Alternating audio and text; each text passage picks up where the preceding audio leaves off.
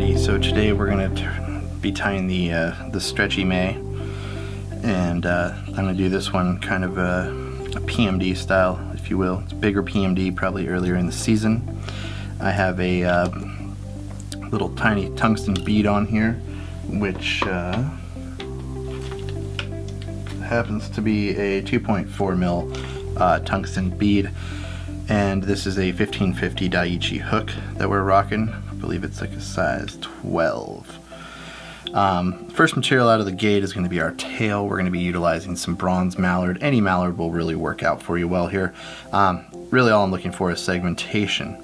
What we're going to do is we're going to strip off some of that mallard from the front there, and we are going to try to break it down to 3 fibers. That's going to give us our mayfly type clinger look, and I like to leave them a little bit long. These mayflies do have longer tails, and as you can see, we get a good stand up there once I put my back wrap in. We'll go ahead and wrap forward. Just want to make sure this material is as secure as possible. Also, it's going to set us up for our next segment there. So for our next segment, we're going to be using some super floss. This one happens to be like a light brown color. Life Flex, Spanaflex, Flexi-Flex, Rubber Flex. Doesn't really matter. What you're going to look for is just a light brown color. It comes from a number of reputable distributors of fly materials. So we are going to tag that tag end in, and I'm going to put just a ton of pressure on this material. What that's going to do, as you can see, is it keeps the body nice and thin. What we're left with is this section right here. So in the beginning, I'm going to apply lots of pressure, palmering this forward, and palmering is just simply wrapping one in front of the other. As I get closer to the front, I'm going to stop pulling and just provide very minimal tension, and what that's going to do is create a really cool segmented body. Now I go ahead and just wrap it all the way up front here. You don't have to do that, but I think personally it will help to secure these materials better. And then if you notice, I doubled it back over itself, apply some extreme tension, and there we go. So now we have this awesome segmented body to work with. We've got some realistic tails, we've got a great segmented body, and what we're going to do is we're going to bring in some of our fly finish and thin. And the reason I'm doing this is just solely to bond and bind all of these materials together. It does have a good binding with this, and it creates this lifelike, deeply iridescent body, which I truly love. We'll hit it with our UV light here. About 10 to 15 seconds will do you, just like always. And I just slowly rotate because I covered that material circumferentially. And this is a great little pattern, and the reason that I'm choosing this hook is because it's got a nice wide gap to it. Next up, we're going to bring in some turkey tail here, and what I do is I trim off a nice healthy portion of our turkey tail. You can see this one's been well used and tied with over the winter here. And what I do is I take my 1/2 inch, you know, little under a 1/2 inch maybe, and I'm going to go ahead and fold it up in half. And what that's going to do is just really give us an awesome, thick, heavy-duty wing case to work with.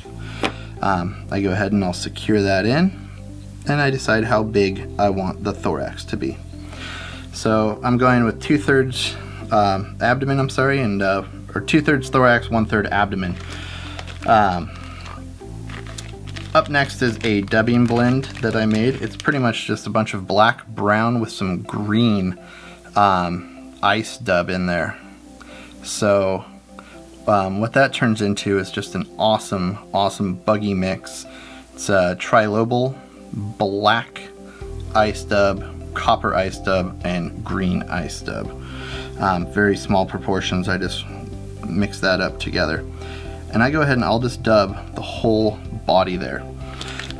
Next up is just going to be our leg segment. And this is Senyo's Shaggy Dub. These are micro super floss, if you will, or Spanaflex, whatever you want, Life Flex, whatever brand you went with. And I changed this up. I like these little pheasant tail colored guys. And as you can see, they're just really ultra wiggly. So all I do here is they're going to have a natural bend or curvature. So I go against that grain and I come in and I put one in at the 9 o'clock position.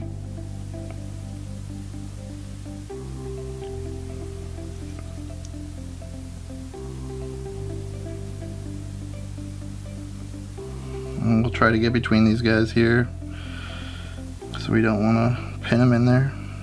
He's being a little bit reluctant today. There we go. And I put one at the 3. So we insert our legs at 3 and 9, and I'm just talking about looking at the front of the fly like it was a clock. Last up, we're going to bring in a little bit more of our dubbing blend. And the reason I do this is because it's going to give these legs great separation. And I'm really going to wrench down on this dubbing to make sure that we have an awesome thorax. And as you can see, our legs are starting to spread out. Now if it gets super buggy with the dubbing, don't worry about it. I think it just adds to it. You know, instead of the turkey tail as well, you could lock in a thin skin or any other number of product that's, you know, your favorite back material. I just happen to really enjoy the natural turkey flank.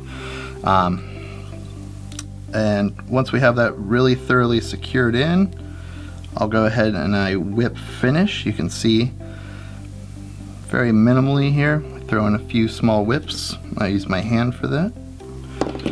We're going to straighten out these legs, trim up any offenders, and I'm going to come in with our UV in thick. And the reason I do that is just because I want to make a nice bomber wing case. It is a little cold in here today, so it's going to take me a second just to get that going.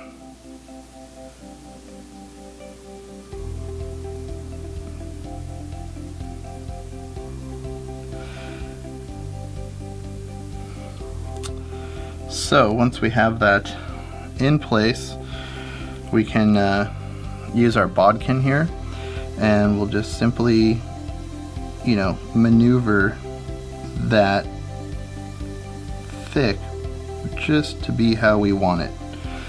And once we feel comfortable with that, we're just going to go ahead again and we're going to hit it with the UV light. Again, 10 to 15 seconds, nothing too long. It's going to create a really great durable bubble. It may look like a gas bubble forming on an emerging mayfly, whatever the theory is this year on that. I just happen to like the way it looks. Kudos to Mike Mercer for figuring that one out. So right now, all we have left is our legs. And the way I operate on those is I pull them all upwards and trim them out. So now we're gonna have 4 killer little legs, great flash, kind of these reddish brown hues with a killer mottled tail. So thank you very much for watching, and we'll catch you on the next one.